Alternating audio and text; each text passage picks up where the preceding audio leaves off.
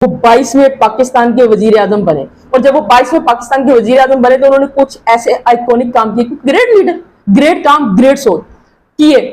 Health card, क़याम, आम मुसाफिरों के लिए जगह, अच्छा खाना, ये सब कुछ प्रोवाइड किया। सिर्फ यही नहीं किया, जो सबसे बड़ी ग्रेटनेस थी, यहूदो नसारा के सामने खड़े होकर ललकारा।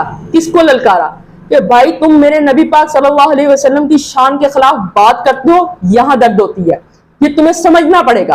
और अब जो कोई करेगा तो फिर मेरे उसके लिए स्टार्ट है, जंग है, मैं मुत्तहिद करूंगा, ओआईसी को मुत्तहिद करूंगा, तुम्हारे खिलाफ लेकर आऊंगा। और उनके दौरे हुकूमत में जितनी देर वो रहे, कहीं पर भी न कुरान की बेहुरमती हुई, ये टैग है, ये स्लोगन है उनके लिए, ये एक बड़ा एजाज है उनके लिए।